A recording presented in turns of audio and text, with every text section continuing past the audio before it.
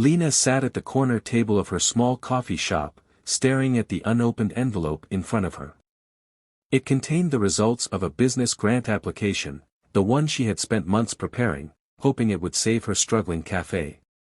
She exhaled sharply, her fingers tracing the edges of the paper. What if it's a rejection? She had poured her heart into Bean and Heart, not just as a business but as a home, a refuge for people who needed a quiet place to belong.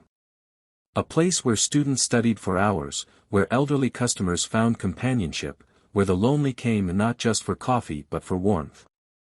But dreams didn't pay rent.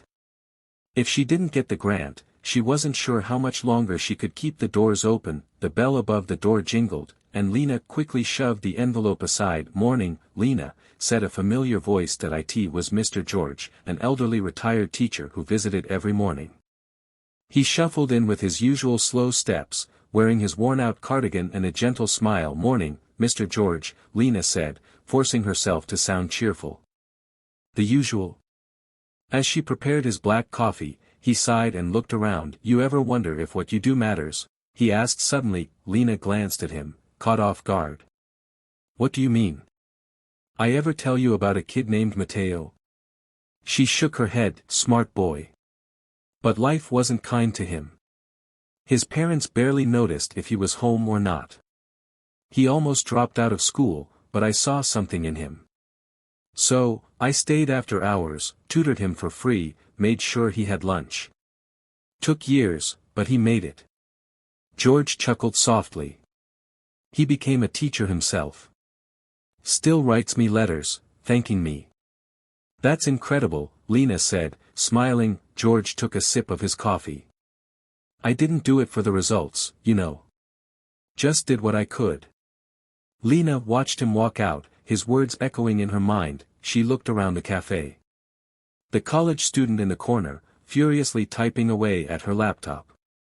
The single mother who always left with a smile, her little boy holding a cookie Lena had given him for free. The shy teenager she had hired, who barely spoke on her first day but now greeted customers with confidence. She had been measuring her success by numbers, by profits, by a single grant application. But maybe Bean and Heart had already achieved what it was meant to do. That afternoon, instead of opening the envelope, Lena picked up a marker and walked outside. On the sidewalk chalkboard, she wrote, "If you need a cup of coffee but can't afford one, it's on us."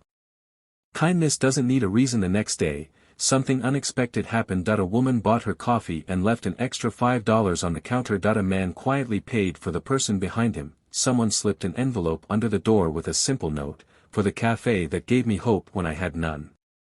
Then one evening, a man in a sharp business suit walked in, ordering a black coffee. But instead of leaving, he lingered at the counter, watching her. "You're Lena, right?" She nodded cautiously. He took a deep breath.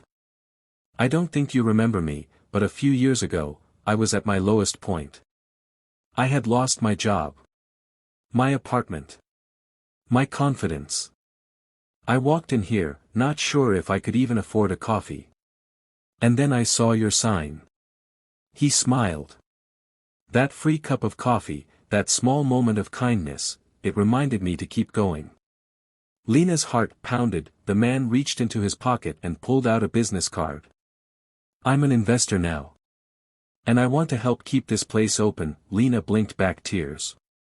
She had spent so much time chasing results, grants, profits, numbers, that she had almost missed the real success she had already built. She never did open that envelope. And somehow, she never needed to.